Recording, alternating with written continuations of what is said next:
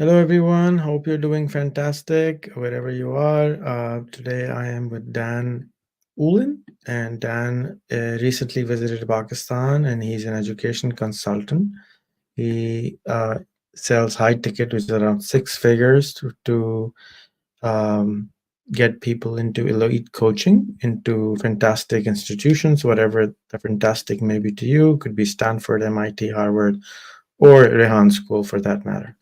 So he coaches people, and I wanted to catch up with him and see how he is doing, what he does, and how was his trip to Pakistan. So thank you, Dan, for giving us the time today.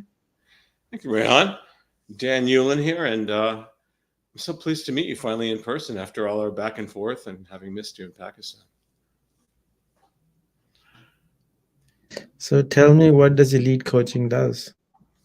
So, Elite Student Coach is a high ticket one to one mentorship service that helps kids, for lack of a better term, go from exceptional to unstoppable. And college is getting into a great or an elite college, and I put air quotes around elite college because I think that elite or top college is the college that is right for my mentee, not one that will necessarily drop jaws at cocktail parties in London or Boston or Los Angeles.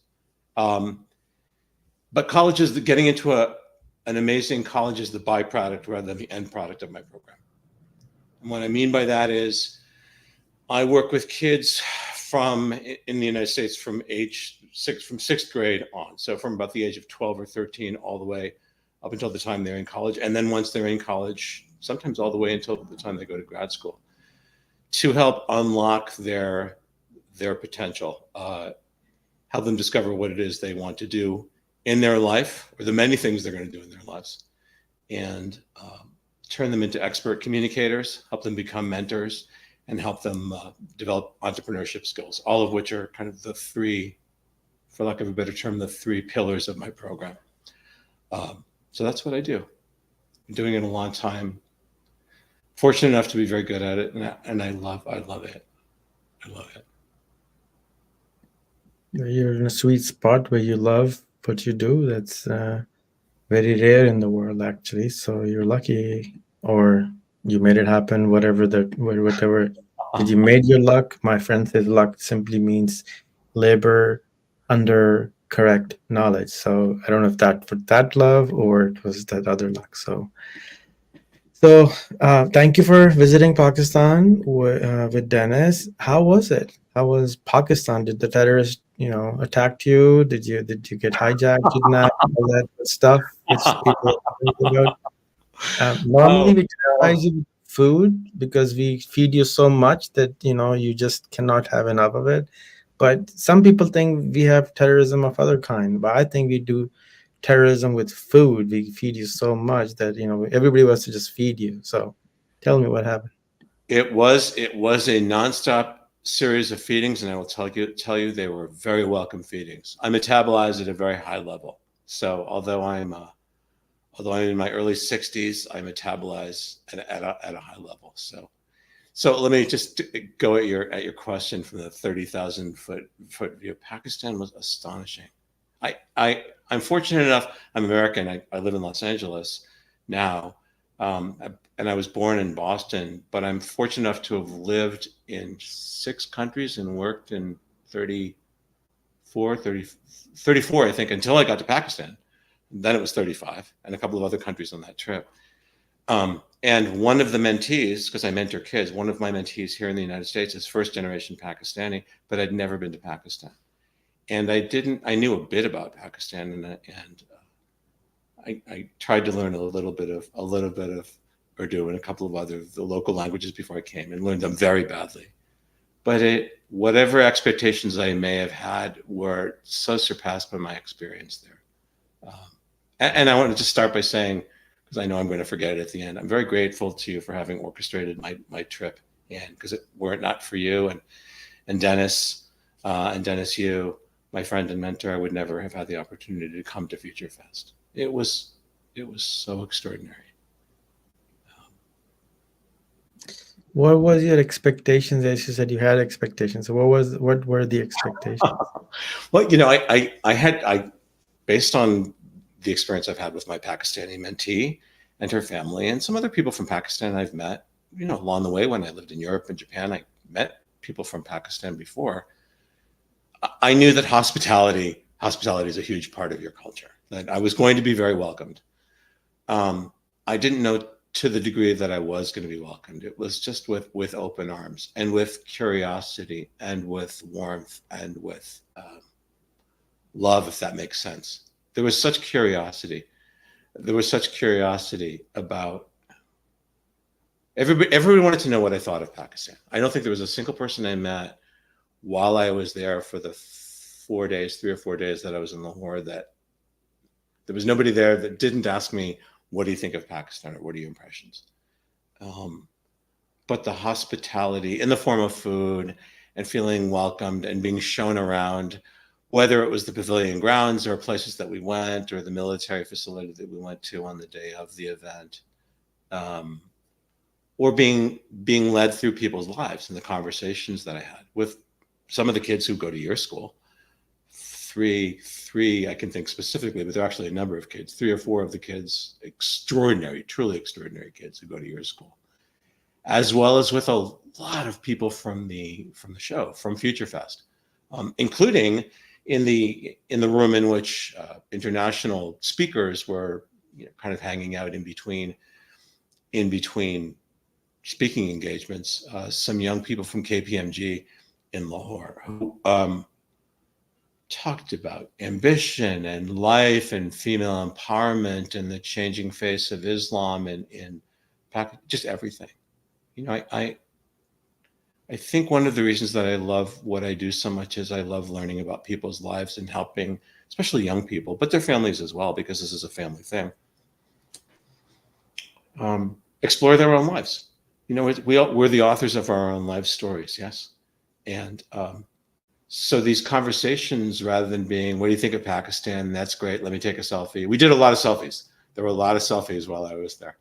Some of these conversations went an hour and a half, 2 hours, 3 hours. And I'm still 5 weeks later unpacking them in my mind. They were beautiful. Yeah.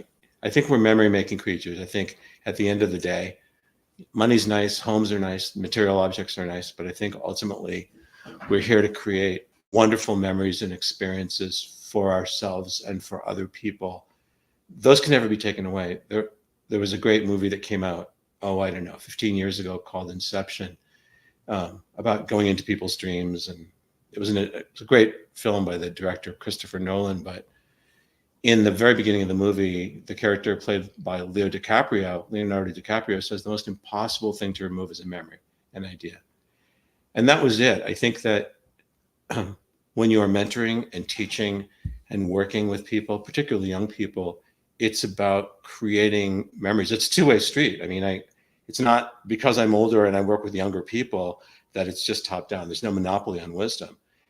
You and I talked about this when we had a conversation the other day, that in order for me to become the best mentor I possibly can be with the kids with whom I work, there's a feedback loop where they come back to me and, 5, 6, 7 sessions in, they'll say, hey, Dan, all of the stuff we've been talking about so far, that really works. But what you said, that doesn't apply to me.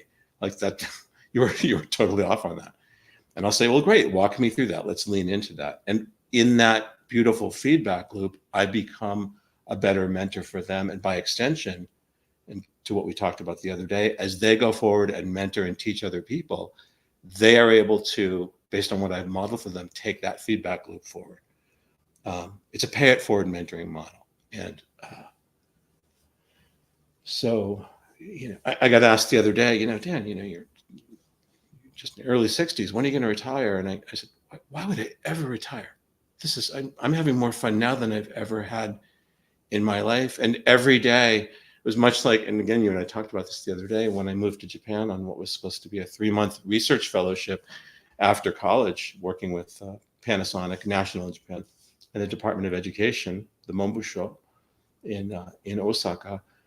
And that turned into a 4-year engagement in Japan. I woke up every day realizing I know less.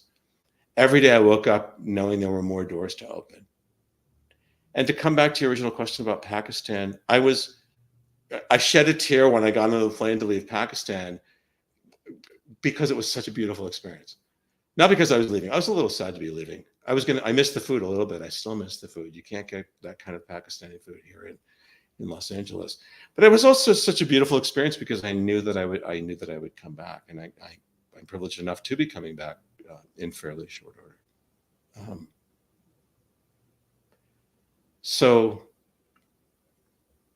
And I will also say this, that in all the countries that I visited, in all the places that I've been, I don't think I've ever had, as a group, such a collectively emotionally resonant group of young people. I mean, the average age in your country, I believe, is 23. Correct me if I'm wrong, but my recollection is it's somewhere in the neighborhood of 23. I've never had so many people reach out since I got back, since I left Pakistan and continued on my trip in Asia, and then came back, reaching out saying, let's talk some more, let's have an interview. Or repeat one of the things that came out in my presentation, which was that they are powerful. We talked about, I changed my pitch as I got up on the stage in Lahore, because I realized that my talking about American, the state of the union in American admissions, in college admissions, wasn't particularly relevant to what my audience needed. But it was the same things. It was claiming your power. It was standing out in a noisy world. It was leaning into the things that make you uncomfortable and learning from those. It was embracing the things that you do love and dimensionalizing and adding on to those. And even this morning, here, holding up my iPhone here, even on my iPhone, I got something from another young person, another friend request. And in it, he said, my English is not good, but I am powerful. And I can't wait to see this. I can't wait to see this young guy and his young child. And he had a little girl. This girl must have been, I don't know, 11 years old. And she spoke just a little bit of English, but we had a micro English lesson as I knelt down on the ground in what was a very cold evening in your country in January. And it was just, I don't know.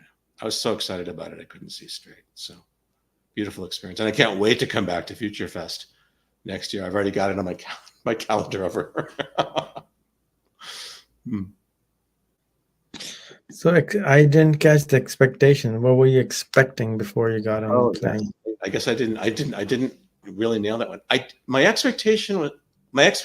didn't really have an expectation. I had an expectation that, I guess, for one of my expectations was that I was going to be battling a bit of more of an uphill. I was going to fighting more of an uphill battle when it came to language. Now, there were some people there who didn't speak any English at all, but for the most part, they did. I didn't have a long enough runway from the time I was asked to come to Pakistan to the time I got there to learn enough Urdu or to really make a difference. When I come back again, I'm going to learn some, because I think it's important to, even if I speak it really badly, which I will, I'll speak it really, really badly. So I didn't have the expectation that people's English, or that their level of eagerness to communicate English was going to be so strong. People really, really wanted to talk. They wanted to talk about their lives. They wanted to talk about business. They wanted to talk about opportunity. Most of the people with whom I talked there were teenagers and young people into their early 20s. And they wanted to talk about, what's the digital economy about? What do you think about education? A couple of people asked me about their businesses. Here's my business. What do you think about this? And I was lucky enough to have some time with them. Here's the answer to the question. I didn't know that there was going to be such a profound level of curiosity there. There's a phrase in Alice in Wonderland where Alice says, "Curiouser and curiouser," and I can't think of a more apt metaphor for what I heard from the young people on the ground in Lahore. It was kind of an Alice in Wonderland experience. I kind of felt like I was going down a rabbit hole, but a beautiful rabbit hole.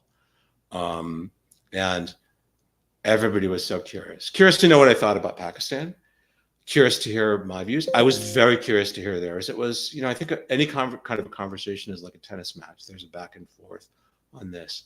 I also found, I didn't really think about it before I went, but I don't think I've seen such a giant collection of young people who are such just naturally wired, great listeners. Listening is an art form, you know? I mean, there's the old 2 ears, 1 mouth ratio, but kids there, and when I say kids, it's relative to me, kids from the ages of some of the kids in your program, 14, 15 years old, all the way up to the 20-somethings I talked to were extraordinary listeners.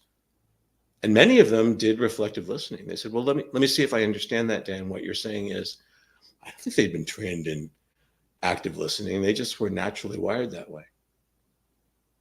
And so I guess part 2 to the answer to your question about what was my occupation about Pakistan, I didn't expect that it was going to be a country that was poised for just such explosive growth when it comes to my perception anyway. I may be wrong. Please correct me if I am wrong. Poised for such explosive growth potentially when it comes to entrepreneurship. I mean, again, I'm going on off of memory now. You graduate in Pakistan, about 1 million kids a year graduate from universities. About 1,500 to 1,700 babies born every day. There's a lot of growth going on over there. Last census was 2017, so there's probably 275 million people there.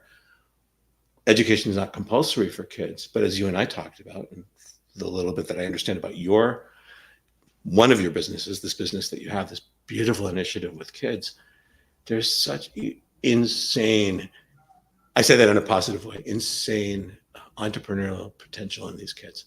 And I didn't expect that.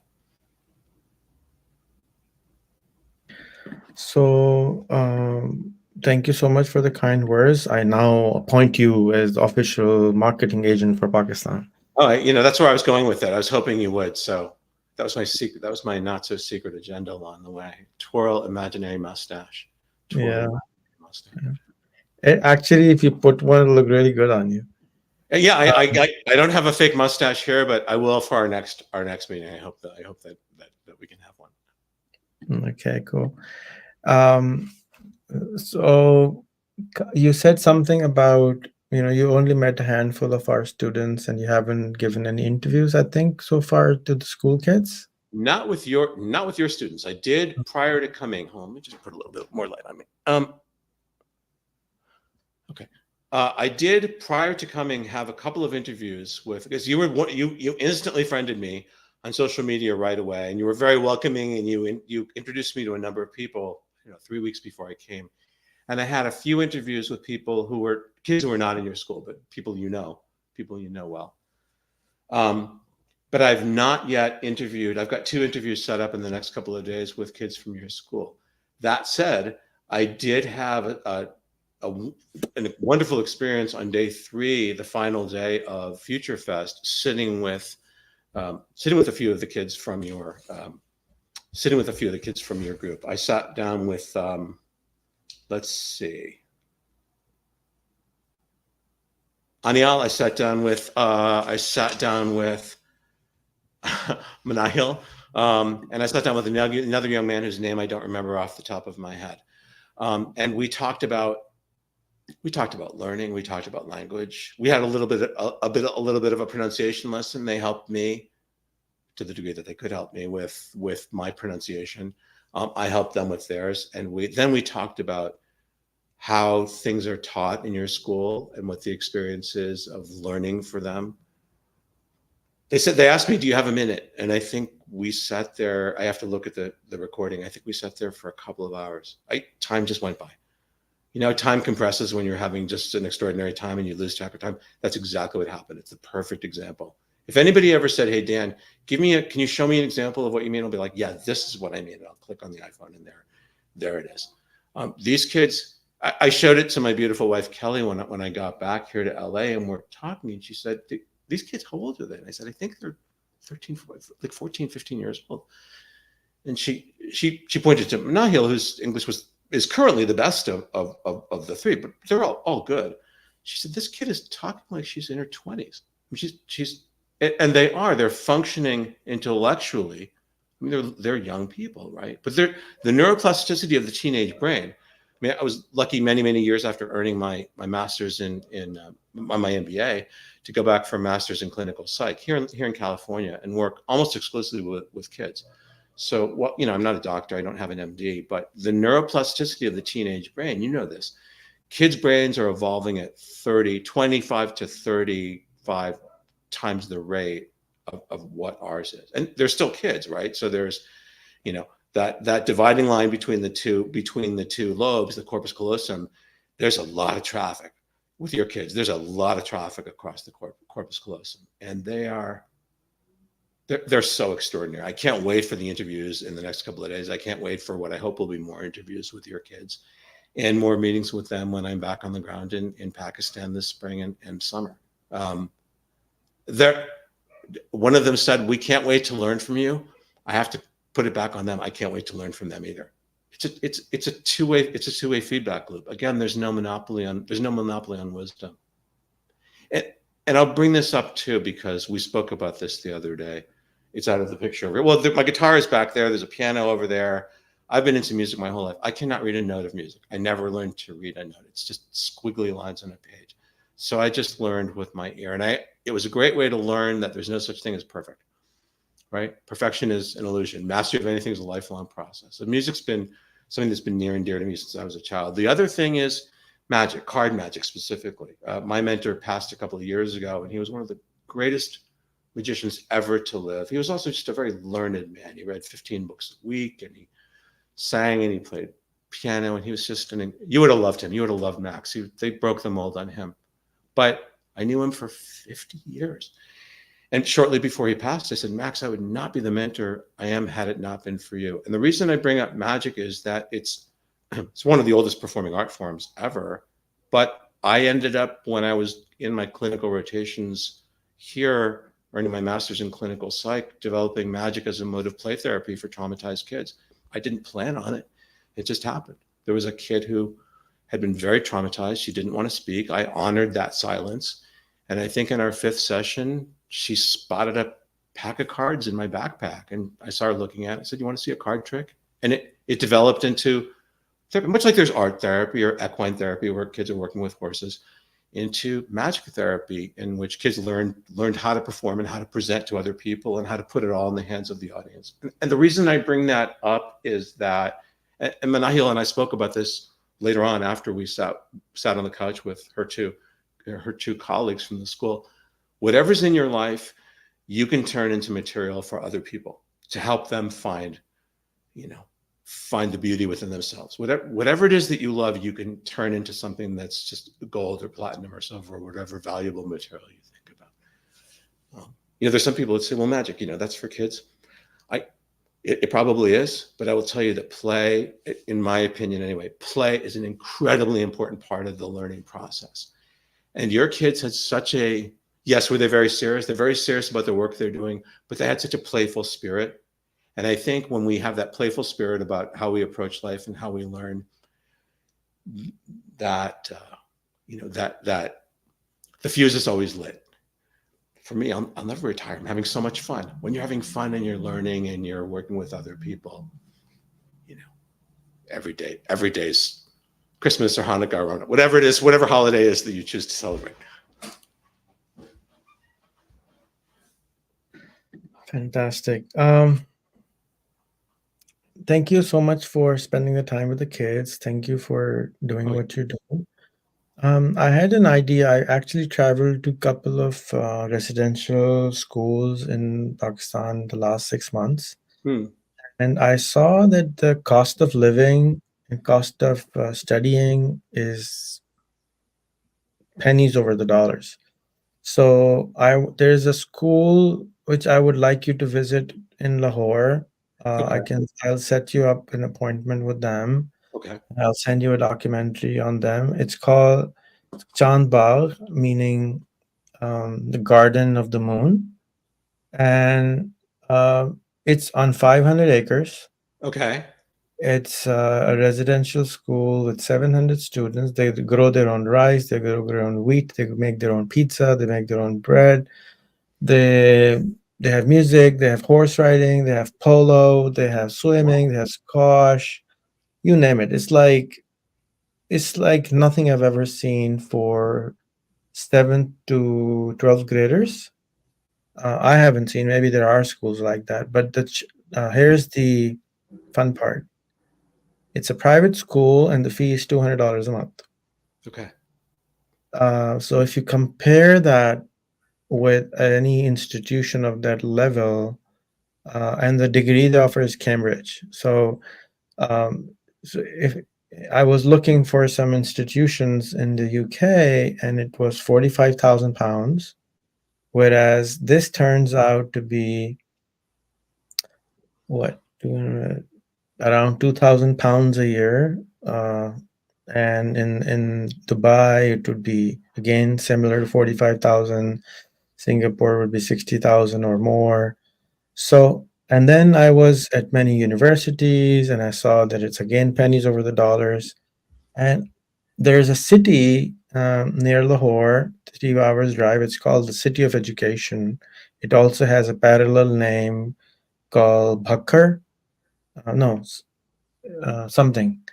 And I suggested the mayor and the press and everything that you should rename it officially now to Education City, because now if somebody Googles Education City, you will pop up. Wow. And your search engine optimization would just get you on, you know, on there. Yes. So, and they have like hundreds of schools, and now we have hundreds of colleges and universities in our country. And I was thinking, I don't know how, I mean, we all like to do some kind of philanthropic work.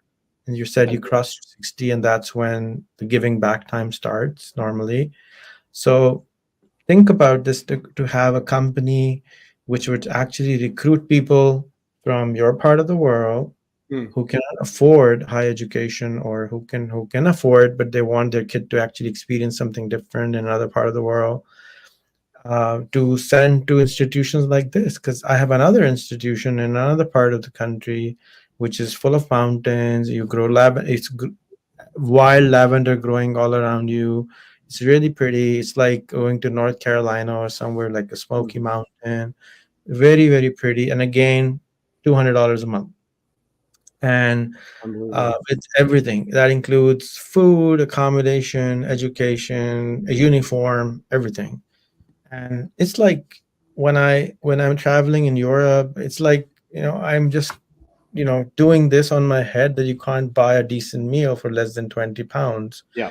And in these countries, I have a couple of, like, a dozen institutions which are run by, which my mother is on board of. It's a woman only high school, and that's 20 pounds a month for, or $20 a month for, school, education, uniform, accommodation, everything, 3 times a day meal, and everything. So I'm just wondering, I was just like, the challenge is that majority of the people who are running these institutions haven't really traveled the world. They've just been busy doing their thing. They do a wonderful job, but they think that Pakistan has such a bad brand name that they Right. wouldn't be able to get anyone. But look, there are homeless people all over California.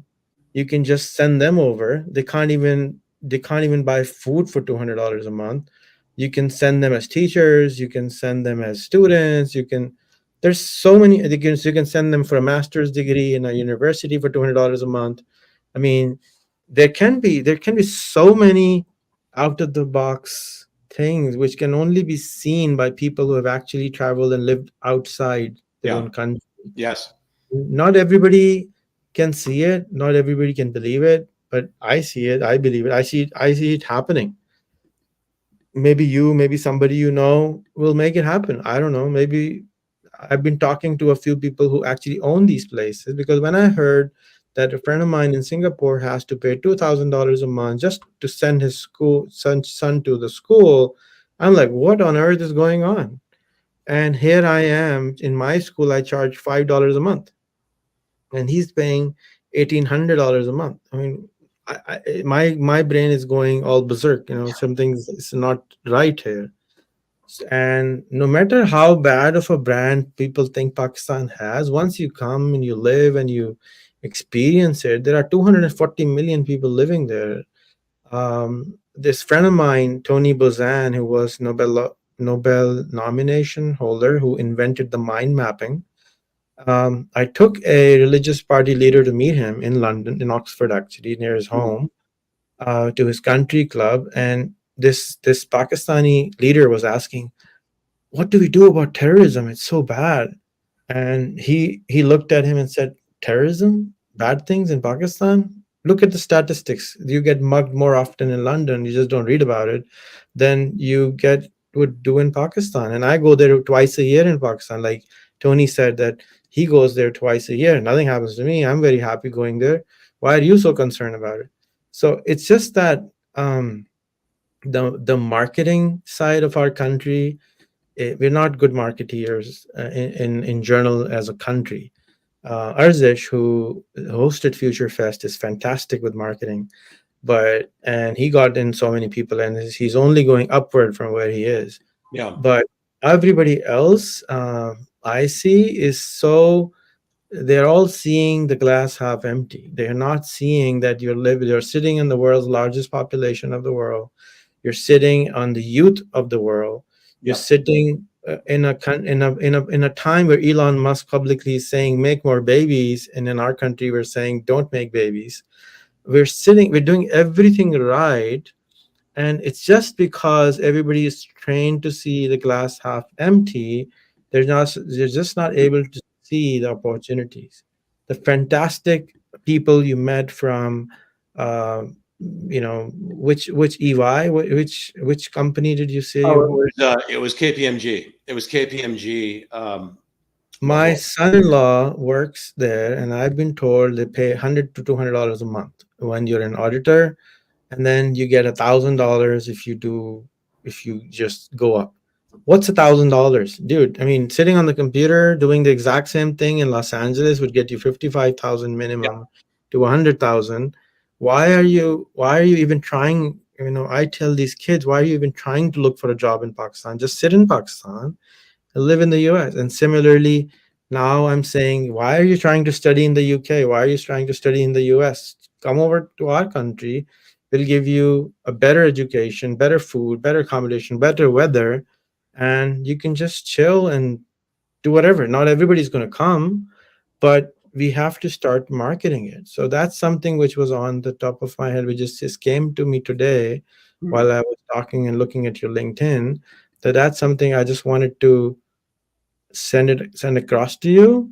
And I would like you, when you come in April, maybe you can do a visit to this school. Really, it's mind blowing when you I'd go love, there. I'd love to. I'd love to. Uh, That's so in my so Even if like lane of heart. even if you don't do this trip, you can, whenever you go to Lahore next, you will definitely have to visit them, because when I heard about it, it's like 500 acres of school. What will they do? But when I went there, it's just dazzling. It's just really, and it's just this is just one of the institutions. Then there's thousands. One guy owns 1,600 schools. Another guy owns, like, I don't know, 2,000 schools. There's so many private schools. They give fantastic education. As I said, the food is cheap, the accommodation is cheap. My friend Carla, she came in for a month to Karachi, and then she moved there. She's literally living there for the last year now, and she pays $110 a month for a 4-bedroom house, brand new house. She was the first person to live there in a new city, which is outside Karachi. Mm. So why world? My friend Allison, you met probably at the show. She is part-time living in Lahore now. She came in because she met one of the boys at the school, and she did an interview, then she did another one, then she did another one, then she did 8. Then Yeah. I asked her what's going on, and I asked her, why don't you come over? She said, okay, I'll come. And then she just came, and she has been there 5 times since the last 5 months. And she wants to buy a house in Lahore. Like, why am I paying a gazillion dollars to live in the US? So, I mean, there's good and bad everywhere. I'm not saying it's better than the US. I'm not saying that US is better than Pakistan. It's just different. Every human being is different. Everybody's different. Yeah. It's not for everyone, but It's something where you actually make an impact. You make a post. You walking out on the street will be are an instant celebrity just for being white and being speaking an American. So there's so much. I mean, I'm very thankful to Dennis that he has come back and forth so many times and he doesn't feel uncomfortable anymore. I think over there, the first time it's just, I think it's a culture shock if you don't have any local person with you. It's just different. It's a very Yeah. different country, and but it's full of opportunities. It's only going up. It's but it needs more people who are like this, blah blah blah blah blah blah. They just do their own thing. Everybody who hears the news or hear everybody, they can't survive. It just drowns you down. That's why the local population, no matter if you're in LA or if you're in Pakistan, if you hear the news, if you hear the newspaper, if you have local friends, you're screwed because they're going to just drown you down. Like everything sucks. Everything's going bad. What do you think on that? Well, yeah, it's interesting that you mentioned that because I was watching a video I think the other day of you when Dennis came over for his second time with Will, who's working with me to kind of amplify my brand, not to advertise, but to just get me a little more sort of leverage out there. And I think the driver of the car was talking about, Pakistan has such a terrible image in the world, and everybody thinks poorly of Pakistan. And maybe I've got blinders on, but coming back to the question you asked me originally, I didn't have a negative image of Pakistan. And maybe it was because in context, I've been working with this mentee of mine here for a couple of years, and I've been so exposed to the culture through here. So case in point, the not taking things for granted and not wasting things. We have such huge waste here in the United States, right? I didn't see a lot of waste going on with food and things like that in Pakistan. But there's this saying, this is an original saying to me, we've all heard it before, in the absence of resources, you become resourceful. And there was such resourcefulness over there, right? Resourcefulness in terms of like reaching out to people like me, reaching out to anybody who was willing to listen. And it was when you said 20 minutes ago, Dan, you should be doing marketing for Pakistan. I thought, well, the marketing guy in me dies and dies hard. I've been a marketer my whole life. I love marketing, but there was so much to love over there. I didn't feel afraid at all over there. I mean, were there people with machine guns? Yeah, but people get shot over here all the time in the United States. I'm not slamming the United States. It just is what it is. You said it beautifully on the phone the other day. All roses have thorns, right? Nothing is perfect. I love that. I love that so much. But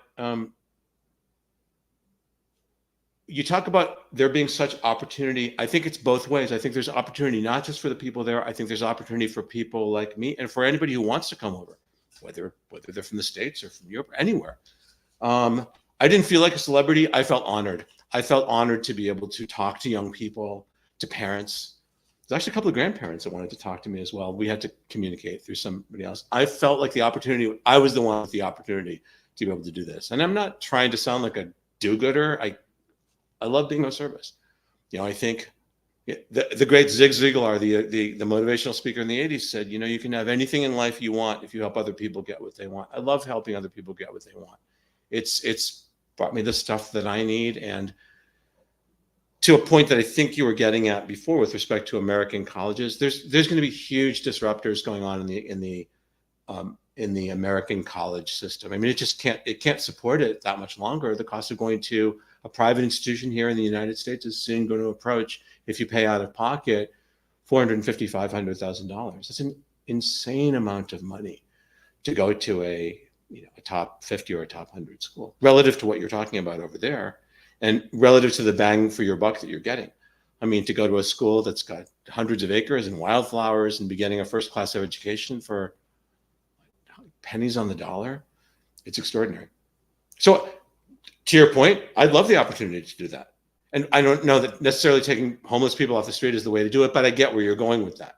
There are people who would really benefit. Specifically, I'm thinking of young people, kids in high school, maybe taking that gap year in between and coming over to do some teaching or some leaning in or being of service. What a great thing for a young American or European or East Asian to come over and experience that firsthand. It's one thing to read about it. It's another thing to be on the ground and talking to these kids and realizing, my gosh, these kids are so powerful. They are so powerful in their dreams and their hopes and in their humility. There's such humility there too. They were so open to tell me, Dan, what are your ideas on this? And I came right back with, well, what are your ideas? Talk about this as well. I think you saw the video. It was pure play. It was pure joy. So I love it. I love what you're talking about. I'd be honored and privileged to go to that school, any other school, see what's going on. I love the idea of Education City. I mean, which seems in some ways, Rehan, to be a microcosm of what's going on over there. The country is so poised for explosive growth on the education and entrepreneurship front. And I'm using those terms somewhat interchangeably, but also very generically. There's huge change happening in your country, and it's exciting to see, just for a first-time visitor, but it's going to be even more exciting to see in April and in subsequent visits. As an American, I guess it was a little unusual. I spent the first 10 years of my young adult life living in the first half in Asia, first 4.5 years in Asia, the second 4.5 in Europe. And I think living in so many countries and working in so many countries and living in 6 of them gave me that appreciation for the things that were lovely about my country and the appreciation for where the thorns were. And that's true of any country that I visited. I'm sure that I'll see the thorns when I come back to Pakistan, but the thorns are still beautiful. Yes, we take the thorny with the beauty. So I'd love to see that. And I don't know you well, but I'm pretty good at connecting the dots. And the conversation that we had the other day, that beautiful 1-hour conversation that we had, and just what I'm seeing with the kids, just the initiative that you have with the kids at your school in Karachi. If they're any reflection of what's going on with the work that you're doing, and if they are just an indicator of the future of Pakistan and where kids are going, it's a thrill. I'm only sad that I can't live another, 50 years to see what happens, 50 years from now, when Manahil's my age, what a country that's going to be. It's already an amazing country. What's it going to be like in another 10, 15, 20 years? Next year, Can I add in one more thing about expectations? Is that okay? Because you asked a question about expectations. I had been told by a couple of people, this show, Future Fest, Pakistan's young and it's growing, and you can expect a lot of things to fall through the cracks. The things won't start on time, and the projector won't work. Everything was flawless. It was like a Swiss watch. And I've done a lot of shows. I've been on a good number of stages. That show was extraordinary. It was a blast. And maybe they were putting on just the best dog and pony show they could, but it was a great dog and pony show. And yes, the food was delicious. I didn't have a bad meal there. I don't know that you can get a bad meal in Pakistan. I'm going to challenge you to bring me to a place that has a bad meal.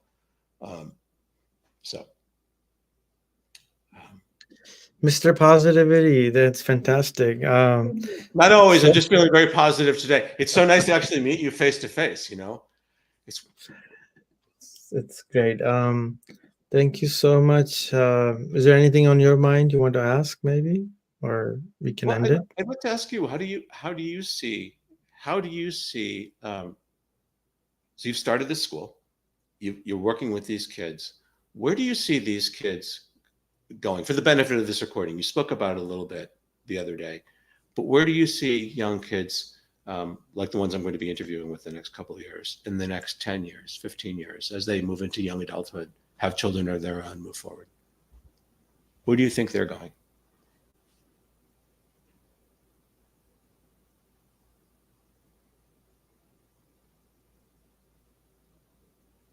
Since you have such an amazing radio voice, I just sent you something which you can read for me, and it will give you, it's just 2 paragraphs. What did you send it to me? I sent it to you on WhatsApp. Oh, okay. So the first paragraph. Thank you. Compliment on my radio voice. The Let's have a look. Well, you're so good looking and you have such a good voice. Your voice, your wife should be your agent and cast you in all the Star Trek movies from now. That's very kind of you to say. All right. So we Shall I start read with it the out dear, loud? Would you like me to read this out yes, loud? I'd love yes. to read it out loud. All right.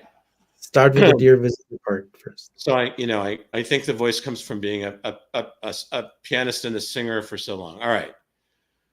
Our current plan for curriculum. No, start with the dear visitor. The other paragraph. Let's see. Oh, you sent me the second one. Okay. Oh, dear visitor. All right. You sent me the second one first. All right. Great. Give me one sec to just take a look. Mr. Dan Ulin, everyone. Why, thank you. Dear visitor, thank you for your interest in the Rehan School. My name is Rehan Alawala. Am I pronouncing your last name correctly? You're doing Rehan. fine. All right, that's fine. Just checking. It's important to get the details right. I'll start again. Thank you for your interest in the Rehan School. My name is Rehan Alawala. I've been an entrepreneur for most of my life, having started over 150 businesses in more than 7 countries. Despite failing in most of them, I've gained invaluable experience, which I humorously refer to as a PhD in failure. Oh, I'm going to have to borrow that, Rehan. But back to the matter at hand. What I've learned is to keep trying and not be afraid of failure. Today, humanity knows how to create doctors, engineers, swimmers, cricketers. This is awesome. But we do not really know how to create world-class leaders who bring change like Steve Jobs, Bill Gates, Elon Musk, Edison, and Obama. The most important work in the world, we leave it to chance. And we do not have a process to create the next Steve Jobs. We chose not to give a car to someone without training and license. We trained people for years to become an accountant, a lawyer, and a doctor. But for a world leader, to leave it to chance, so no more. I, meaning you, believe there's a way to systematically develop the next Steve Jobs and Bill Gates. We should not rely on chance or accident. I couldn't agree more. I am committed to finding, creating, and implementing a process that paves the way for such a system. Oh, this is so great. I can't stand it, man. This is what this school is made for.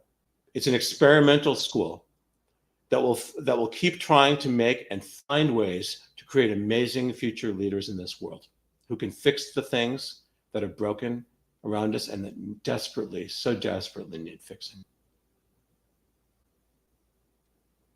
Wow.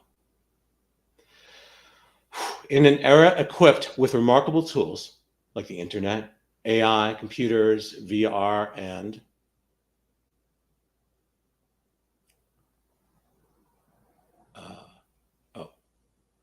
VR and mobile technology, the traditional education system has been slow to adapt. At Rayon School, we leverage these tools, applying first principles to re-engineer the education system. My goal is to educate and cultivate 1,000 future leaders under my direct supervision. These students will be prepared to make significant, positive impacts in the world, aspiring to become Nobel laureates, Guinness World Record holders, and multimillionaires. If you envision your child as a future leader in business and global issues, impacting over 10 million people positively, well, we are on the same heart path, my friend. We are on exactly the same heart path, and this is the school for you. This right here. However, if you're seeking a conventional education for your child, this might not be the right fit. I thank you for visiting us and giving me the opportunity to tell you my vision on how we can help finally take care of the leadership and failures in our countries and in the world. Yours truly, I added. Rehan Alawala, founder, Rehan School. Now you have something up above as well. Well, you may be asking yourself, people out there, since we've piqued your curiosity, what's our current plan for the curriculum? Let me answer that. We're educating the students based on my life's experience, Rehan's life's experience. of travel, business, and networking. And this curriculum will keep evolving based on the new technologies that arrive every year. But more importantly, it'll be very focused on turning these kids, empowering them to become global citizens of the world. Citizens who can see themselves as mirrors to the 1 in 8 billion unique creations and see everyone else as equals. Oh, this is so beautiful. Our core value is focus on life and making positive impact on 10 million human beings. The key learning is around communication, collaboration, honesty, modesty, meditation, languages, networks, friendship, problem solving, how to learn, technology, and training, all at will. It's all on tap, ladies and gentlemen, so that they can help each student reach their life's potential. In the 5th grade, level 1, what normal schools call 5th grade is our level 1. In this year, we start teaching technologies to the student, including graphic design, 5th grade. Okay. 5th grade, we start teaching technologies to the student, including graphic design, chat GPT, interview taking and giving, making videos, learning to learn via AI, talking with Annie, yoga, meditation, ethics, and TEDx. I have to sidebar. I'm jealous of these kids. I wish I'd had this. I really am jealous. I wish I'd had this at their age. This is incredible. 6th grade, level 2. We move on. We continue to teach items on level 1 and give a life mission to the child and make it their voila. And the TEDx are all about voila and how we also teach to network and interview each TEDx speaker. Learn to earn $100 a month via freelancing. This is in 6th grade.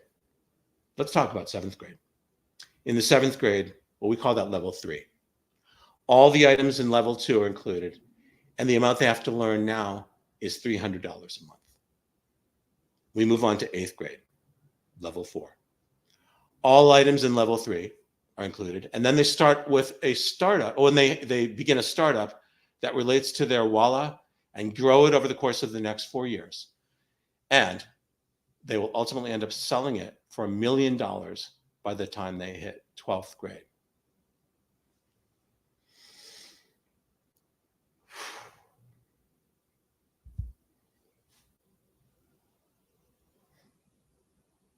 That is one beautiful mission you are on, mister.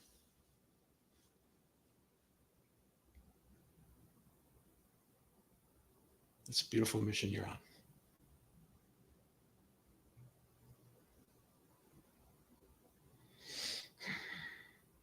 Your kids and their parents must be so proud to be a part of it. So I have a question for you. How proud are you of these kids? Actually, I'm very proud. Very unexpected to the results I'm seeing. I was not expecting. I did it without expectation. I just did it because I wanted to do it. You have a person living in your city. His name is Peter Diamandis, and he has created a university like my school. It's called the Singularity University. Right. And I went to see it 6 years ago, and that's what they teach. This kind of stuff is what they teach to executives, and they charge 30 grand for 3 months of executive course. And of course, they can't really teach it because they're not kids. They're adults. They have their life. They have a wife. They have a house. They have a mortgage. But what I wanted to tap into is that extreme super time from 10 years of age to 18 years of age, where you don't have a mortgage, you don't have a wife, you don't have kids, you're not responsible for living. Your just primary job is to learn. And why not make them, I mean, think about it. You can run for the president of the United States without having a license, without having a psych test, without having anything. You can just show up and say, in the name of democracy, have the power to screw up the rest of the world. just because you can, just because you have the money, just because you're an eloquent speaker, or Yeah. by accident you become, and then the good guys say, you know what, it's not good enough. I can't I can't fall down to that level. Yeah. I have another friend, his name is Rabia. He also he lives in Culver, near you, and um, we actually made an organization around 6 7 years ago, thinking about that. You know what? No president should be able to run for president unless you go through a psych test. You shouldn't be get a nomination paper. Why can't you get a driver's license? Why can't you buy a weapon if you don't have a psych test? Similarly, how can you just run for the president? How can you just run for a parliamentarian, a governor, or anything? So, this vision is very simple. We have had a cricketer trying to run our country because we didn't have anybody better. Yeah. And we have in our it's a global leadership problem on the planet. Look at the UK, look at France, look at Germany, look at any country today. There's no leadership. There's thousands of engineers, there's thousands of doctors, no leaders. And it might happen or it might not happen. There's no institution. So this is basically what I'm trying to create. I have no idea what will happen, because I just did it because I wanted to do it. It's not about, it's like you when you start painting. So this is my art. I don't think majority of the teachers understand. I don't think majority of the parents understand, but some do. Some have migrated from other parts of the country, other parts of the city, just to live near the school so their children can attend this school. And those few handful of parents give me the power to run this, because I'm like, it looks like I literally made it for your children. Like Manahil is one of the superstars. Her mother is the superstar. Her mother is basically the one fueling her kids. And I asked her explicitly and another mother explicitly, look, I have no idea what I'm doing. I can promise you only one thing, that I will be honest and I will do justice, just like I would do for if they were my own blood kids. And they were like, we trust you, and I don't want my children to go through what I went through. And I'm pretty sure, I've seen you for many years. This is not what you're going to let happen. So that's, and I cried, and I was like, okay, this works fine. Okay, if I can have like five of these parents, I'm happy. And majority of the parents come and they're like, we want this and we want that, and I just showed them the door. You know what, there's 10 other schools on the street. You're more than welcome to go there. This is not for you. Yeah. This is a completely different thing which doesn't exist in the world yet, and I'm just going to try to make it happen for as long as I can. And it's not mass education. Initially, schools were designed for aristocrats, and then it just went from there. So this is a new kind of school, and it's open source. Anybody can copy anything they want, anything they like, they can just take it in their school and adapt it, which they will eventually. But for now, I have taken away everything which a school was supposed to do. So when you will come to the school, you will see a Minecraft room where people can go and play Minecraft. The kids can play Minecraft. You will see multiple video studios. Kids will be like making podcasts with you in different studios. You will see like a small Hollywood studio, basically, like so that people can play with all this stuff. And then with new AI stuff like Sora coming out, I'm so excited with all these new Yeah. technologies that are coming in, and I'm Absolutely. prepared for them to just take it and start their own Tom and Jerry or whatever they want to run with. And but if you see my other video, I mean, I'm just doing it because all the good teachers, thousands of year old teachers keep saying, carry wood, chop water, do your thing, don't worry about it too much, just do your work. carry wood, chop, no, carry water, chop wood, carry water, chop wood. And then, um, as Rumi says, when you walk on the path appears. So I have been tuning myself for the last maybe 10 years to be very, I don't use my mind much. I try not to be, I use as much intuition as I can, and I don't plan, and I just be like a bird. And I sing because I want to sing, not because anybody would say, hey, touche, it's amazing. So it's very simple. And I've been blessed by the creator that, I don't have the financial challenges that majority of the world has. So I choose to do this. And I retired around 10 years ago. I don't do anything for money anymore. So this is right now all my savings and all my whatever it is, it's going into this thing. And I tried to run an institute for adults, and it didn't work. So I have closed it this month and converting it that also into a school. So when I talk to you about the conference, so we're switching it from impact conference to education conference, and it'll be with a launch of our second branch in Karachi. So when you will be there, you will be part of the lounge, and you will probably be doing this reading, and you'll have to cry like you did now, doing that over there.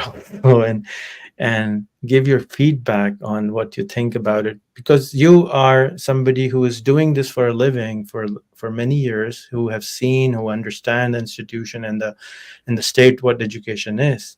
I mean, imagine if you could retire at 20. What would be the world like, if you had $1 million to your disposal at 20? I mean, that would be just, and it's possible. There's so much abundance, there's so many problems to solve. It's so possible. There's Y Combinator, there's this Antler, there's so many gazillions of systems I can just plug in these kids in, and I'm ready to do it. And the great part was, I was talking to my son, you met, and I told him this vision the other day. He didn't know. I just come up with this the other day in London, and he said, "Yeah, why not? Let's do it. It's possible. Totally do it." He was like, and he's like Arzish, and Arzish is also like this go-getter guy, and he's like, what will go bad? I'm playing with 100 students live, and there are like gazillions of kids, which it kills me to see them their lives are being destroyed at the school at the moment. They're being their dreams are being taken away, not given, because the school kills your everything. They put you in this box, and then even if you try to come out of it, the society doesn't let you do it, because we live in this bubble, this tiny little five human beings bubble. And then you judge yourself constantly every single day. This is who I am. I can't be this, I can't do that, I can't do this. It's so many cannot. Whereas, you know we have a fantastic family system in our country which supports the pupil. But the bad thing about the family system is that it takes away your liberty to be who you are. The great thing about the family system is that it allows you to have a family which they support you, they feed you, they protect you, but there is no liberty. There is no liberty to be yourself. Um, and I don't know if it's a good thing or a bad thing. It is a thing, that's for sure. And so, this is what I'm doing. So you asked me what I'm doing. This is what I'm doing. And thank you for letting me read that. Can I have a couple of comments? Can I offer a couple of comments based on what I heard? Yes, please. You talked about this is your art. You're the painter, and the kids are your paint. They're your canvas. And I'm reminded of I can't remember who said it. I think it was Sir Walter Raleigh. I may have got my reference wrong. Who said, "I want my life to be a work of art. I want the life." He didn't say that, I don't think, out of ego, in an egotistical way. He said he wanted to turn his life into a work of art. And I may be misreading it, but that's what I'm hearing. You're turning your life into a work of art, where these kids are are then going to go out and create works of art with the work that they do and by empowering other people to do it. Yes, it's kind of the analog to the pay it forward mentoring thing that I'm talking about doing. The mentor, that old saying, we all stand on the shoulders of giants, right? I stand on the shoulders of my grandfather and my dad and my mom and Max and my other mentors and Dennis, and my mentees stand on my shoulders. Who's going to stand on theirs? And, we're taught, I talked about this when I was lucky enough to be on stage in Lahore. We're taught early on in life that the shortest distance between 2 points is a line, but it's not. It's when we fold space. It's when we fold space. And you're folding space for these kids. You're bringing them these opportunities so much faster than they would have had it. And I think with kids, one of the things that I love about working with them so much, and I think as a kid I was teaching magic. When I was Menahil's age, I was teaching magic in in Newton, Massachusetts, to kids who were 8 years old. And I remember getting to the school, my elementary school that I was going to, and somebody saying, "What class are you in?" I said, "I'm teaching a class." And my teacher looked at the teacher I had for homeroom looked at me like I was insane. But you don't know what you know until you teach it, right? And so I love the idea that you're having your kids interview and listen. But what is interviewing? Interviewing is an incredible way to learn how to listen and then also teach. I'd love to see your kids, if you'll let me, go up and teach something. I don't care what they teach. They can teach anything. They can teach how to throw a rock. They can teach how to throw a ball. They can teach something they've learned. But teaching something unpacks that ability to look somebody else in the eye, meet them when they're at, embrace failure as a learning opportunity. My wife's the actor in the family. She's been in a million movies and TV shows. I'm not an actor, but I've taken a lot of and I bring a lot of applied improvisation, a lot of classes in improv and a lot of applied improvisation into work I do with kids. Because what is improv? It's not about getting up there and being funny. It's about taking anything that comes your way and running with it. And there's so much. You talked about the family, right? It's wonderful the kids have a family. It's like I saw so much love in the families that I had there. But I did talk to young people. What's it like in your family? Well, I'm not allowed to go out. I'm not allowed to do this. But there's such support. So maybe there's something in between. All we know is that things change. The one constant is that we know there's huge change. And if there's something that I saw happening in spades in Pakistan, it's change. And these kids are the agents of change. You're a huge change agent, artist that you are. You're an artist of human evolution when it comes to these kids. Imagine what they're going to do with that. Because one of my heroes in psychology was Carl Rogers, who said, the secret to good therapy is holding your client in unconditional positive regard. Truer words never spoken. Same thing here. When you're holding the kids with whom you're working in unconditional positive regard, but do no harm. Don't hurt somebody else. Don't hurt yourself. Other than that, you go for it. When has somebody other than parents are authority figures, teachers are authority figures. But when somebody who is an older person like you are, or I am, you're younger than I am, says, I hold you in high esteem no matter what. Go. They're unfettered, and I don't know. It's thrilling. Thank you for commenting on the crying. I tried to hide the crying, but I was so touched. I was so touched by what you wrote, and I can't wait to come back. A lot of people talk about, oh, it's so far away. It's a plane ride. You get on a steel tube, you have something to eat and some water to drink. You maybe read and watch a movie, and you're there. So what? You're there. That's magic. My grandfather lived to be almost 100. He passed in the 90s, and he said, Daniel, he called me Daniel, there was no plane. There was no radio when I was growing up. There was none of this stuff. The pace of change is so much. What's going to happen in your life? I've seen AI from what I was in the 80s and 70s, what it is right now. Every day we're seeing those iterations change faster and faster. These kids' ability to adapt to change, which is really at the end what it's all about. Ulin, all the kids at your school, their ability to adapt to and embrace and catalyze and contextualize change and bring it forward, that's art. That's art all by itself. They're taking the incredibly complex and making it simple. I love jazz. I love music of all kinds, but Charles Mingus, they broke the mold with that guy too. He said, anybody can take something simple and make it complicated, but to take the complicated and make it simple, really simple, that's art. And I think that's what you're doing here with the work that you're doing. And I think that's what I see being imparted to these kids, just the snapshot that I have so far. But I'm so glad we met. I'm so glad we met, and I can't wait to see what comes of this, and to even be a part of this, even this conversation.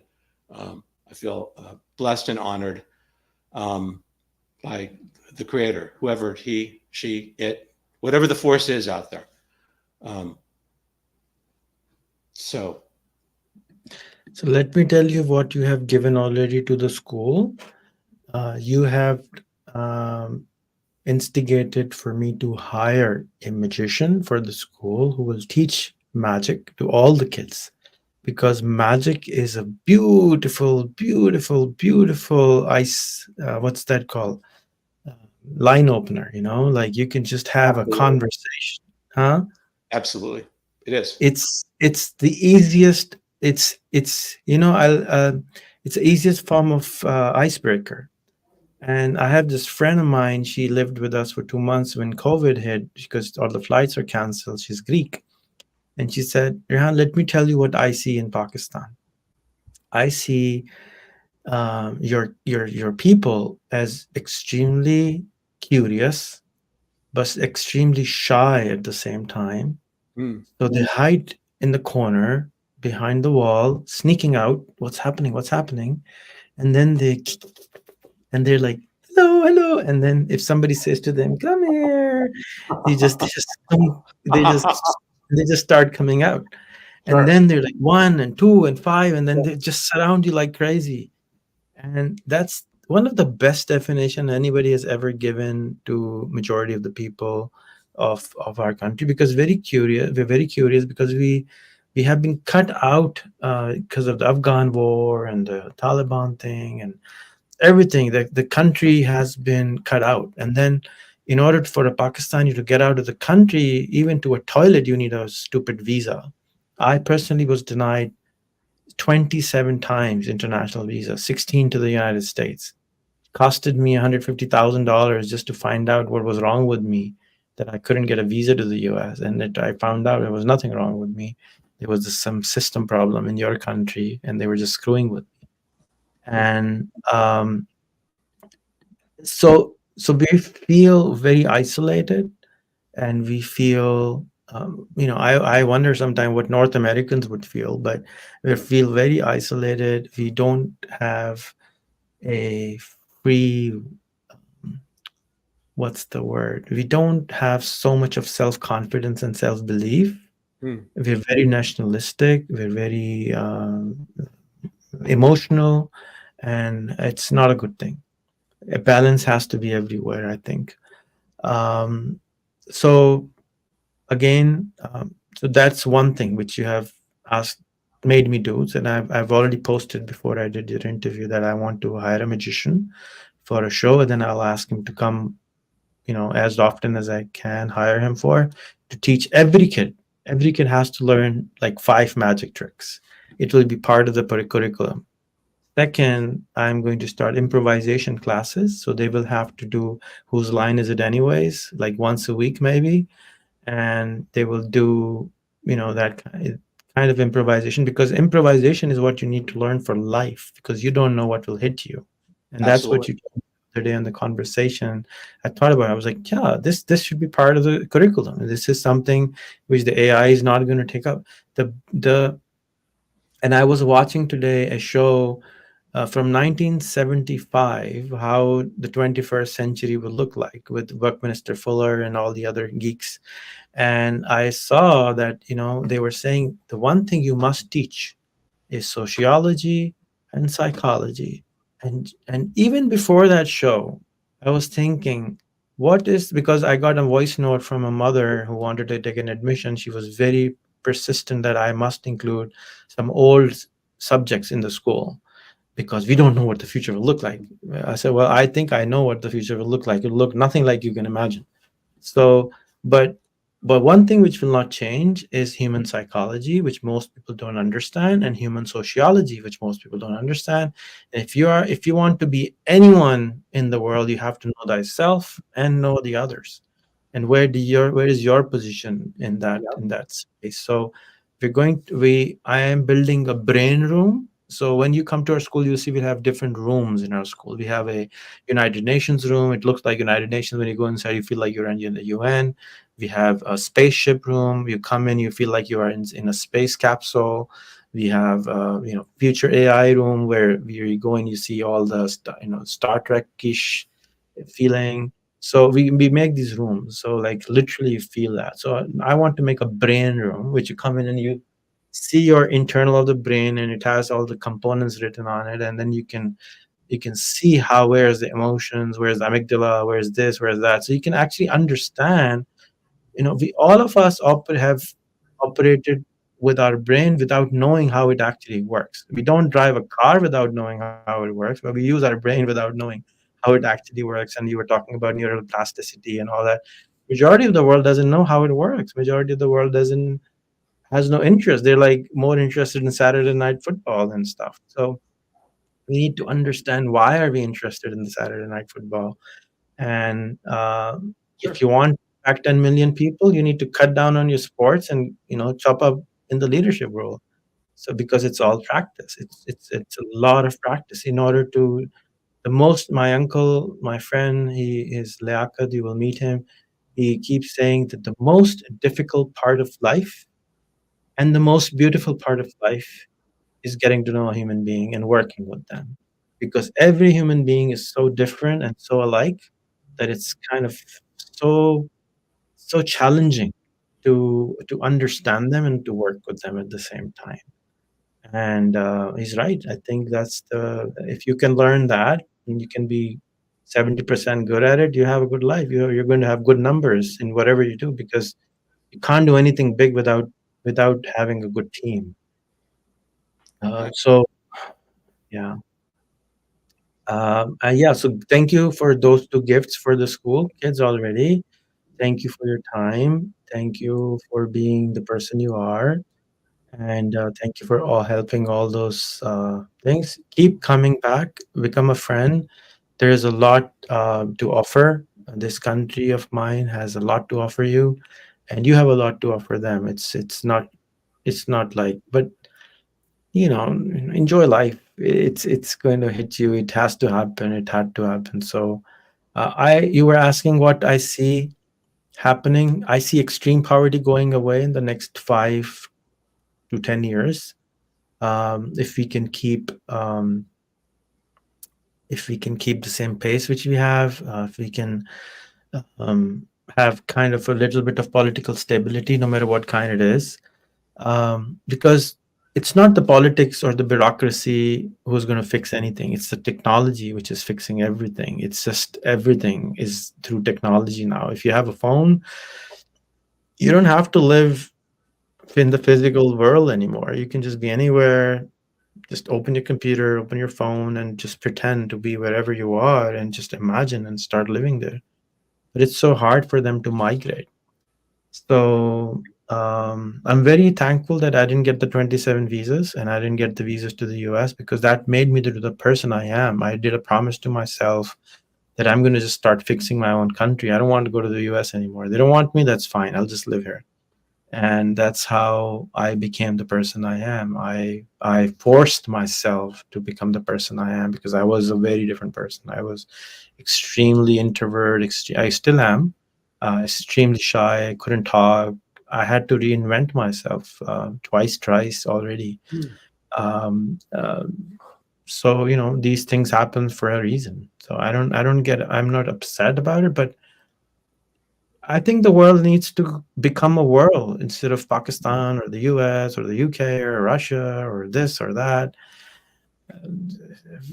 Why are we living in the 20th century? Why are we so 20th century? Is we living in 21st? Dude, wake up. we're, Anyways, we're very alike. I mean, people are very alike. And I mean, I love that you're bringing applied psychology into this school. I love that you're bringing magic into the school. What's magic other than just embracing that sense of wonder that we very often lose when we're kids, right? We lose that. We don't, no, you can't do that. Who says you can't do it? Right? For me, magic is less about doing stuff and having people be amazed by me than putting the cards or the piece of or the string or the pebble in their hand, and it all happens in their hands. It's embracing that sense of wonder, right? The magician's code, magician never tells the secrets. Well, if a magician never told the secrets, there'd be no more magicians. They would have died thousands of years ago. So my being able to, I can recommend a couple of magicians. I'm happy when I'm there to teach a few things to you. You and I have a mutual acquaintance that I just taught something to the other day, and it had a blast. This was a middle-aged, young middle-aged guy, and you could just see the kid open up. And it's so awesome. So, but it's how they perform it. The reason I developed magic as a mode of play therapy was not so they could go out and entertain people. It was so that they could get into that storytelling, right? They could tell me what this means to you. Because when you can reach out to another human being, because we're all wired to communicate with our own personal communication style. When you can reach across that chasm and learn to communicate and see in somebody else's eyes, that's the way they communicate. That helps you grow, right? So magic is embracing that sense of wonder. Improv is embracing the sense of just, there's no such thing as perfect. And thank goodness there isn't. Thank our creator that there isn't, because mastery is a lifelong process, right? So improv is an incredibly important life skill. Bring it to kids. They're unstoppable. Add more zeros to their back end, or whatever it is that is. Because at some point you don't need them anymore. You need to be taking it forward, right? Because the zeros swim in the wake of doing things that are meaningful to us and meaningful for other people. And psychology, I couldn't agree with you more. The understanding about how to drive a car. I love that metaphor. You don't have to go get a master's in clinical psych like I did. In an afternoon, you can learn some basic stuff about what motivates people. And they can take that forward. When kids walk away with that transformation, not like, here's a lesson, go home and do your homework, but they walk away with that 1 hour transformation. This is what it was for me. It wasn't the transportation that got me there. It wasn't the book that got me there, the transportation. It was the transformation that I experienced in going through that. And now I've got that piece of wisdom in my head, wisdom that I'm going to then take out with another kid and try that out. Let's try that out. Imagine if. Let's see if that works. Kids are living laboratories. You've got that living laboratory in there. And I love that you brought in the Star Trek thing too, because this was you talked about these books, Bucky Fuller, The Geodesic Dome. I was like, oh, people were now it's just commonplace. You see those all over the place. Right? Future Shock, the book that came out in the early 60s. Oh, that people were going to have multiple and serial and parallel careers. That'll never happen. That's what was crazy yesterday is normal right now. And what's normal now will just continue to change along the way. But the thing that you said, I think that was the most important. One of the things that you said that was so important and so beautiful was that even with the technology is doing it. Ultimately, that ability to connect with others on an emotional level, that exchange of human emotion, which is going to make you a great doctor, attorney, engineer, digital marketer. That is AI proof. That is money no matter what you do. And that's also something that you can take forward. And I don't think, as fantastic as technology gets, it will ever replace that. In fact, I think it's going to make it even more valuable. That ability to look at somebody else and say, wow, we're so different and yet we're so alike. Tell me more about that. Tell me how that unpacks for you. And I saw that in spades with your kids. That ability to say, well, I don't get that. Tell me more about that. That leaning into it, and that ability to look into somebody else's eyes. Like, I know I keep saying Manalo, but the other kids that I met too, and the young people from KPMG, those 20-year-olds, that ability to look in, listen, reflect back. You add that to the technology. These kids are absolutely unstoppable. It's thrilling to be in the room with them. I felt. And I said this to Dennis on day 3. He said, you seem so juiced up. I said, I feel like I've just been plugged in. I feel like I've been plugged in with these kids that I've been with and their families. And I'm so excited. So what a great privilege seeing you today. I hope it's the beginning of many, many great things. And if I can be a small part of this and be of service in any way, you just let me know. You already donated your DNA. It's already inside it. You're the small little daddy. Yeah. I don't know any So other way. I don't know any other way to do it, Rayhan. I don't. We are what we are. So. While you were talking, I was on Facebook and looking you up more, and I found there's Kelly, and if you want to bring her along, that'll be great also. So I just wanted to put it out there. Very, very kind of you. She's very curious. She's very curious about what was Pakistan. What's going on? Why Pakistan? Pakistan? Who's the girl? Why be in the crowd, and why couldn't? I mean, she's the movie star. She's the one who will be she'll be the celebrity over there. But it's going to be a blast. I got a couple of tricks, very simple tricks that I think your kids can go out, and they're gonna blow people away.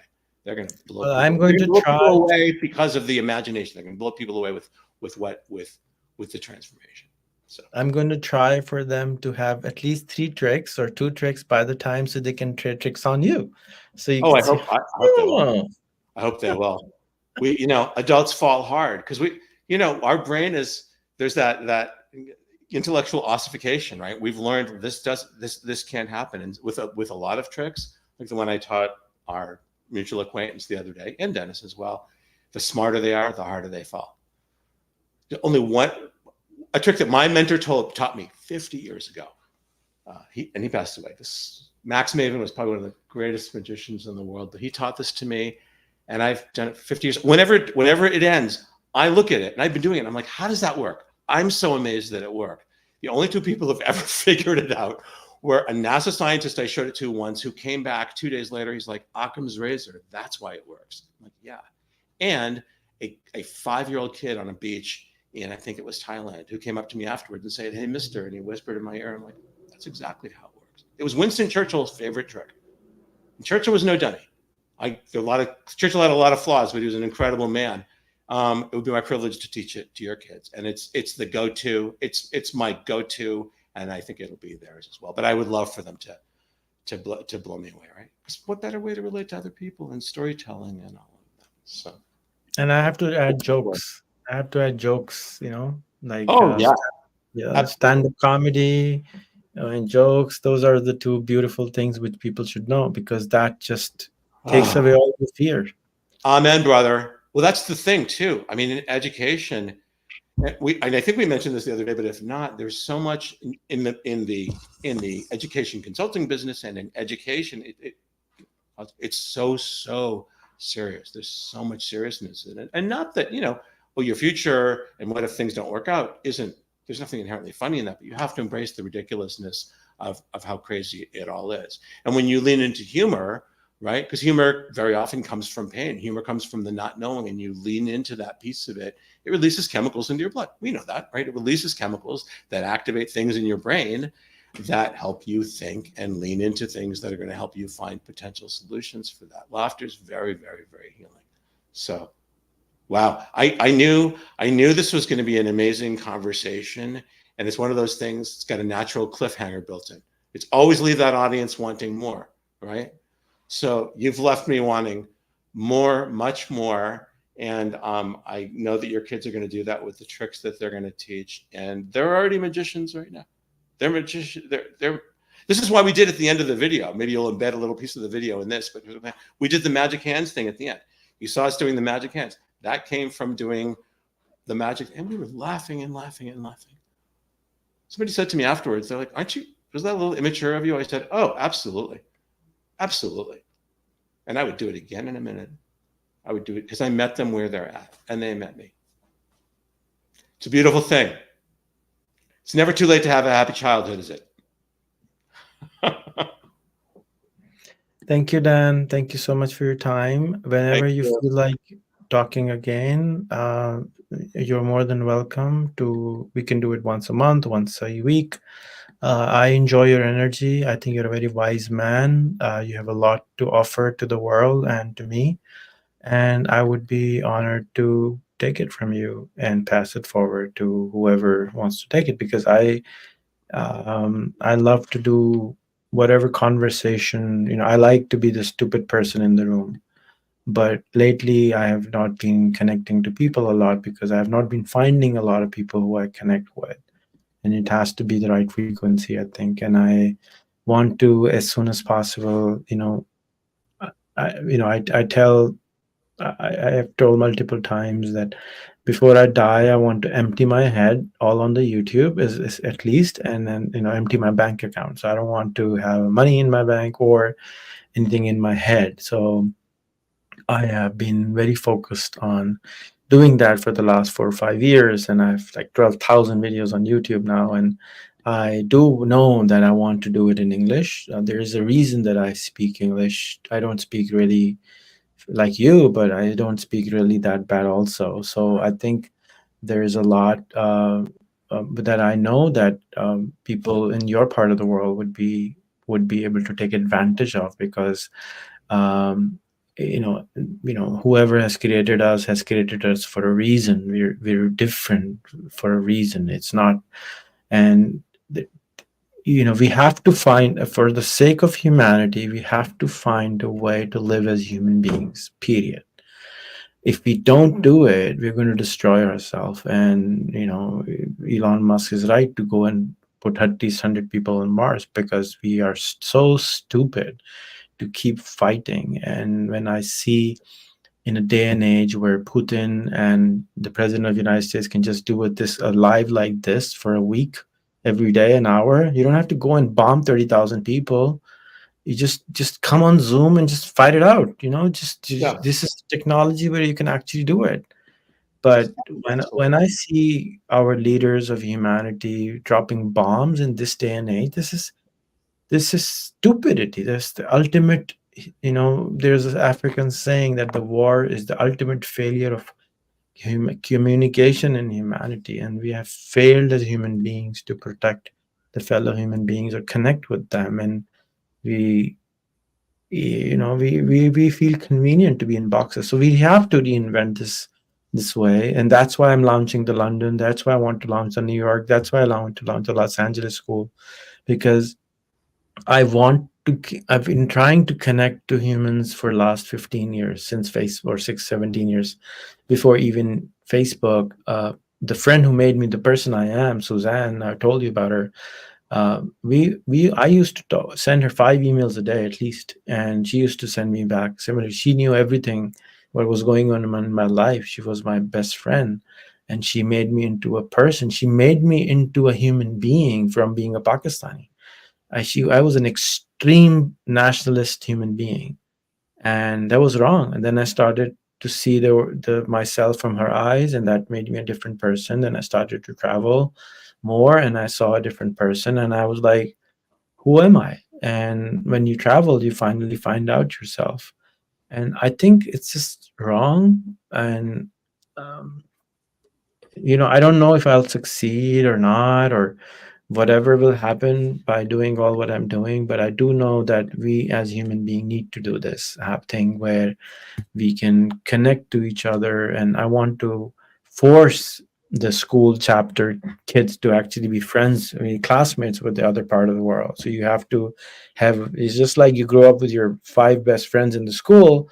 Those five friends will now be in another country, another city, and you will become best friends with them. And I will, that's what I want to open the UK and the other chapters in the world, because that will allow me the opportunity to enforce it on them, just like you kind of do it for your own kids. I'm able to do it for these kids in this school. And I'm sure lots of people will find it ridiculous and stupid, but it's not for them. It's they can wait 10 years and see what happens, and then be the laggards and do it in the end. Doesn't have to be right for them. Just has to be right for the people for whom it's right. And Yeah, it's we're not not going for to everyone. solve the political things, but if great, there's a concept that exists in psychology, but it exists everywhere else. If real health, if real wholeness comes in being able to create that safe bubble, that safe place to contain opposing emotions. We all have that thing where, like, I'm so angry at myself, I hate myself, or my best friend, I'm so angry at them, I hate them, but I still love them. Because most of life exists in the gray. It doesn't exist in the black and white. To be able to contain those things within a safe space, again, holding your client in unconditional positive regard. When kids get that, these are things that kids don't get in psychology until they're in second or third year of college in most colleges, in the Western colleges, or principles that you have your kids going through when it comes to entrepreneurship. You collapse that down early on so that they're able to process that and digest that with with this Doppler shift brain stuff that they've got going on with that neuroplasticity thing they have going on. You know, it's super super thrilling. You're gonna have these kids like tearing a hole in the space time continuum in their interactions with other people. So more will be revealed. And to your point, I will jump at the chance to get on a call with you every week, every 2 weeks. You just tell me what works for you, sir, and we will make it happen. As long as it's in the service of other people, and as long as we're having fun. You say that you are an introvert. I am too, in a lot of ways, and I guess I'm an extroverted introvert. But this has been, not to be overly metaphorical or do a callback. This has been magic for me. This has been a magical conversation. I hope it'll help some other people who listen. And I can't wait to meet you in person in next month. Welcome. Thank you, Dan. Again, just ping me. The best way to catch me is just to message me. Hey, Rian, do you have time? And that's how I operate. I don't plan anymore unless there's a strict appointment or a flight, and I hate it when I have to it just makes me crazy when I have an appointment to keep. I can So tell. I'm just Well, I tried to make an appointment with you, and you said I won't do it unless there's an emergency. So yeah. Well, but It's it just happened today. It'll happen again. Inshallah, it'll happen again. I'm using the correct hand. Inshallah, it'll happen again next week. One way or the other. More will be revealed. all right. All right, thank you. I'm also going to Venice on the 23rd. We might be getting an award there, so if you want to pop in there, or any of your friends or whoever. Venice, Italy, or Venice, California? California. Yeah, Venice, California would be nearer, right? So yeah, no, Venice. You're going to Venice. You're going to Venice, Italy. Italy, yeah. Okay, on the 23rd of this month. March. Of March. Okay. I don't know. We're going to have a discussion when we're not on this thing about the timing for you've given me the timing for the event and for the event at your school and the event that's the day before. I'm pretty open. I'm pretty flexible. So you tell me what you'd like to do, and I'm going to leave something on the back end. And so Venice is amazing. So I like to get a chance to go there. It's just gorgeous. I love it. I love it. I love it. And by the way, your English, it's really, really fluent. Tiny accent, but really fluent. Much better than mine. So next time we'll do it in Japanese or something else. Okay. We'll try. Konnichiwa. それじゃあ、またね。I just know konnichiwa and arigato, and that's it. Hajimemashite, and that's it. Well, I want to go and spend a month. I want to go and live there for at least a month. It's in my bucket list is like hopefully this year I can do it. So let's see. And if you can, check the network. We'll overlap there. Japan's my second home. I lived there it was supposed to be 3 months, and it ended up being 4 years. And I love it with all of my heart. So we will make sure that we overlap over there. And okay. But in LA, if you can hook me up with, I have Peter Diamantis' number. I'll send it to you. If you have some common friends, you can make up, and I'd like to buy him dinner and just tell him about the school, because he has this X Prize thing also where he wants to, and he constantly talks about that he wants to reinvent school for his kids. And here it is. Here's a school which is totally designed for today's age, and it's I don't think there's anything like it anywhere in the world. It's not going to be, because there's only one me. Not that. So, yes, there is only one you. I will tell you that. There's definitely only one you. Yeah. Connect me. Not with him. To be like arrogant, but I mean, just like I have really been. Universe prepares you for something, right? So I think this is something which I was prepared for. And as I said, if all the failures didn't came, I wouldn't be the person I am. So Dan, again, thank you. Lots of love to your family. See you, if not sooner, maybe perhaps in April. Okay. Bye for now. Okay. Bye. Bye.